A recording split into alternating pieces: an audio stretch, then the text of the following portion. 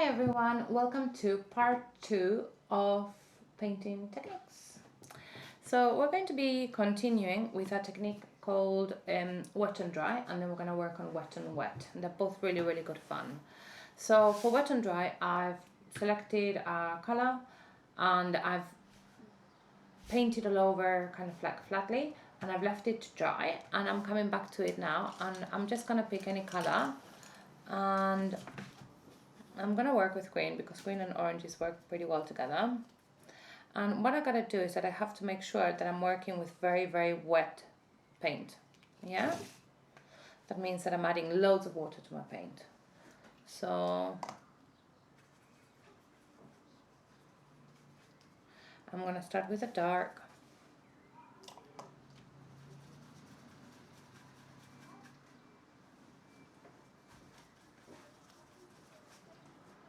And I'm gonna move on to a lighter one.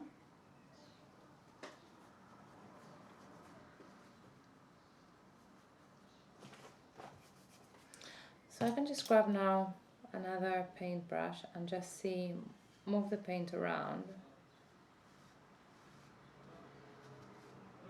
and see what happens. I might add on a little bit of darker.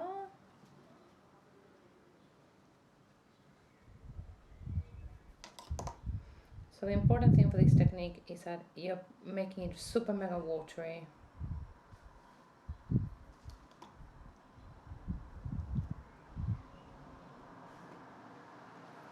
You can even move it about and let it do its thing. You can guide it a little bit. Yeah.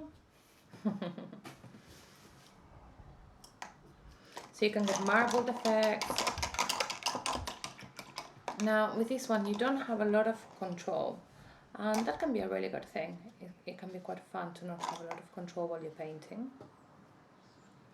Sometimes it's quite difficult to let go of control when you're painting. So it's a good exercise for those ones who like to control the paint a little bit too much and they want a bit more freedom in the paint. Yeah? So it's a really good, fun, experimental technique. Wet and dry. Yeah? So you can also leave it to dry, and then once it's dry, you can add on, evaluate your results, see how it works, because it always looks very different when it's wet than when it's dry. So it's a very good idea to wait until it's dry and see how it turned out. Yeah, but it's quite nice because you can just get like different effects with the color underneath. Yeah, a little bit like glazing. And you can also get different colors mixing on the surface and creating marbled kind of effects. Okay, so that's my wet and dry. And from there, we're going to move on to making a massive mess on to wet and wet.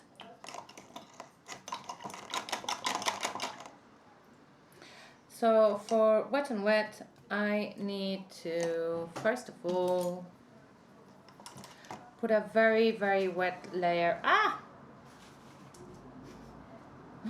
of paint. Yeah, so I'm gonna use some of these really wet colors that I had here already.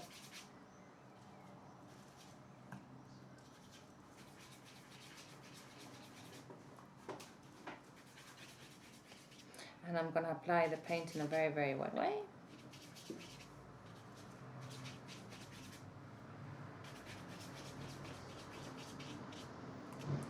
So if you're doing this technique, it's important to use paper that is thick enough to take it on, yeah, because if the paper is too thin, it will crumble a lot. Okay, so now that I put that color, I'm just gonna go in with an orange.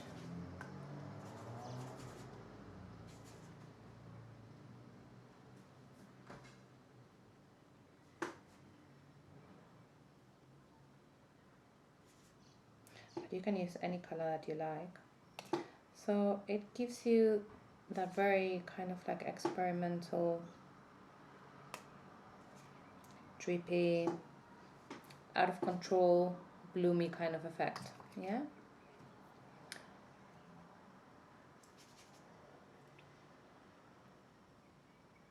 And you can mix other colors into it.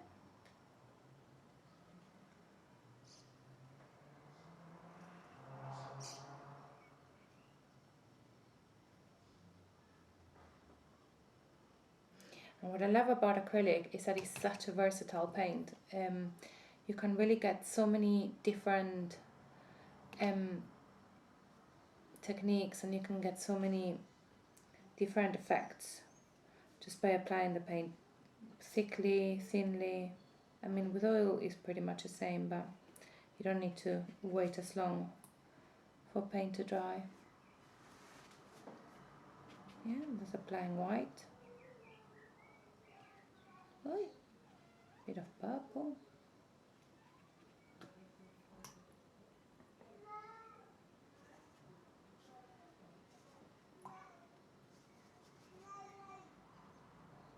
Ooh.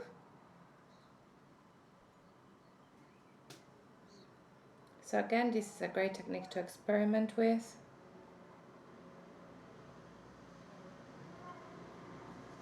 Understanding that you won't have too much control of it, but that's the fun part of it.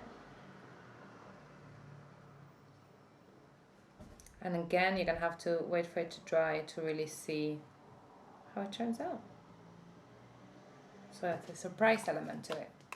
So I'm gonna leave my wet and wet there, and I'm gonna go into scrambling. So scrambling is literally dragging paint around. So I really like scrambling for painting the sea. Now, painting the sea is not something that you can really achieve doing it quickly and in one layer like I'm gonna do it. So Felix, oh dear. So for scrambling, I'm going to demonstrate using my technique for painting water that works really well for me.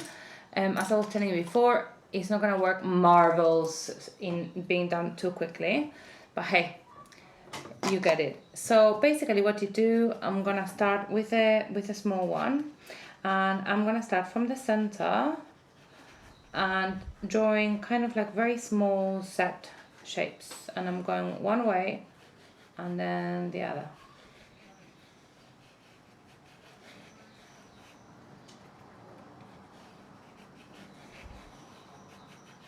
And as I'm getting to the mid ground, I'm making the mark bigger.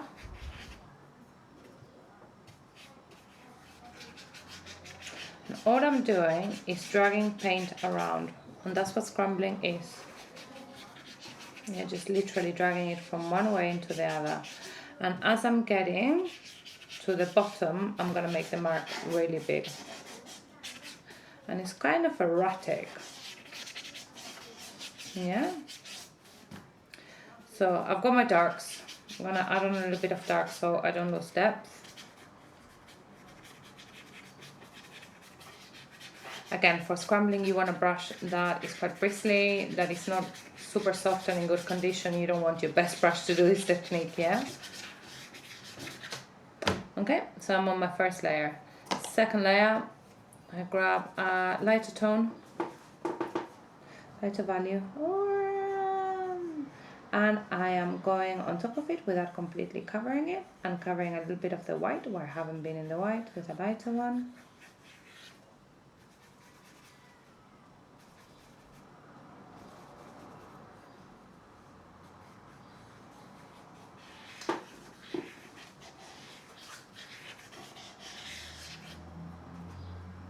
You have to reload your brush quite a lot for this one. And as I'm going on to this one, I'm going to make the mark a little bit bigger.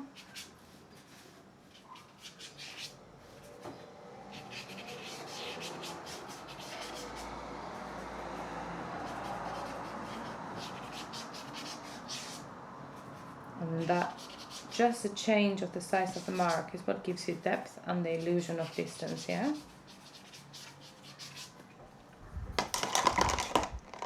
Now I'm gonna go with a much lighter color. Teeny mark making at the top. And I'm gonna get a reflection in actually.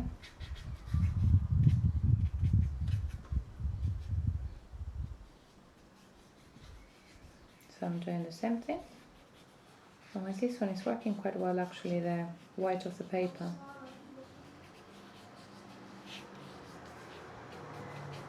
So I'm gonna leave that white of the paper as well to help my reflection.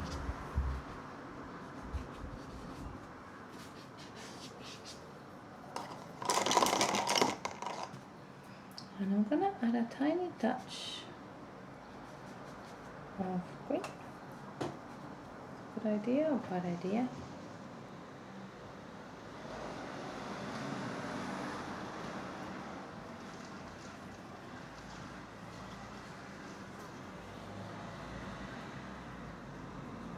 Teeny one at the top, much bigger at the bottom.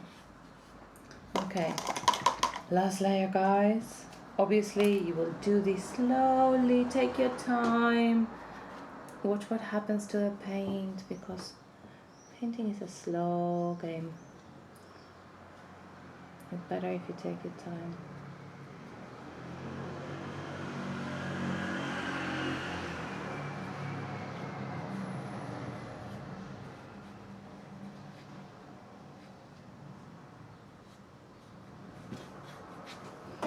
So for the reflection, you can just highlight in the middle.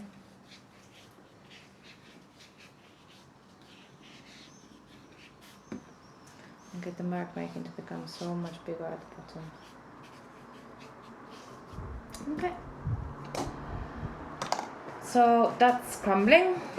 You can use it for water, but you can use it for so many different things. I normally use it on second and third layer. I don't really use it at the very beginning of my painting. So dry brush. For dry brush, I always say if you think about Japanese painting, calligraphy, that's basically what dry brush is. You want a brush, you want some paint without water, much water. And I always do grass with this technique. So grasslands is really, really a good thing to use with dry brush. So I've got paint straight from the pot. I'm being very careful not to use my watery paint.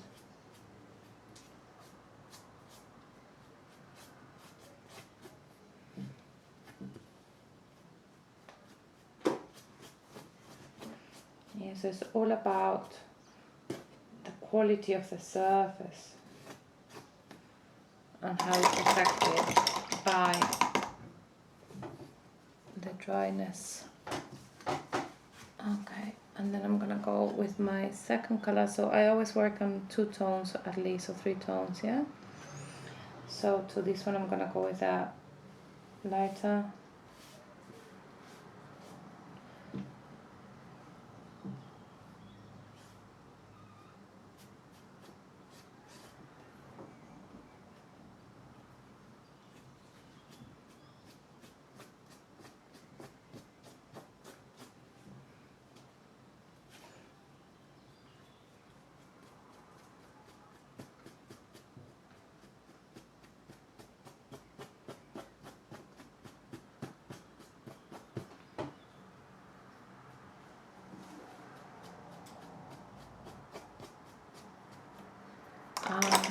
To finish it off, I'm gonna do a highlight with my lemon yellow. So every time you change color, just remember to dry your brush really, really well, because last thing you want is water.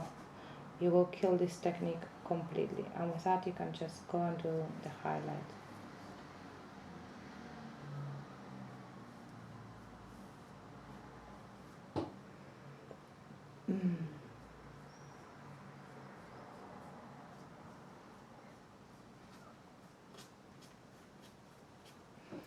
And again, as we were saying before, with highlights less is more, so I'm gonna leave it there.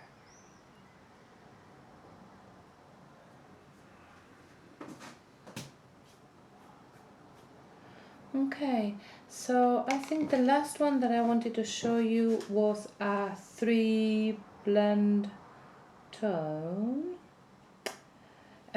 which is a little bit more, it's similar to a second one, to a 2-tone blend, but it's a little bit harder.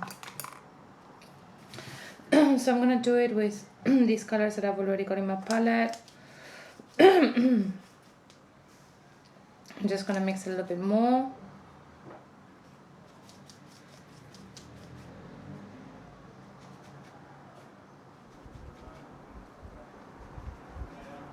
So let's say you're doing a stormy sky, or you need a base layer for your water before you do all the scrambling on top. If you're doing water, you would want to start lighter at the top, mid in the mid ground, and darker at the bottom, yeah, to give you an effect of a distance. And if you're doing the sky, you're doing it on the other way around, darker at the top and lighter at the bottom as it meets the horizon, and that will give you an idea of depth, yeah. So first of all, I'm going with my dark blue, and I'm applying it flat. I'm moving very fast. Blending in acrylic, you have to be fast, unless you're using mediums. You can use mediums to lighten up. And what I'm gonna do is that I'm gonna go with my lighter color here, a little bit lower, leave a little gap in between them. Once I put on my mid-tone, I'm gonna start going up very softly and very quickly, blending it with my dark. There I got the blend, and now I'm gonna clean my brush again, put in my lighter color at the bottom. This also works if the paint is quite heavy. My paint is a little bit watery at the moment, but if you use your paint heavier, it works better. Once I've done the bottom one, I'm gonna start climbing up just a little bit on that gap and a bit above, and there I go. 3-tone blend, yeah. So if you want, you can add on a little bit. This one is gonna be lighter. So remember, just with blending, as long as your paint is wet, it will blend. If it's not wet, let's say here it's not blending, it's because paint is dry. So all you have to do is very, very softly and quick wrist action with a soft, flat brush. All right, so that is me for today, and I hope you've enjoyed these basic acrylic painting techniques. What I'm going to be doing is that next class I'll give you a little bit more into how to do fur and how to do transparencies in glass and different effects like that, okay? So I hope you have a great week ahead, and I hope you are enjoying the weather and a little bit of the freedom that we now have, that we can go out a little bit more. So keep yourselves and your loved ones safe, and be responsible, have fun, but continue with the social distancing so we can all stay. We can all, let's hope it's gonna lift soon, the lockdown, and that's all. Anyhow, I miss you all very, very much, and lots of love, and I hope to see you soon. Bye bye.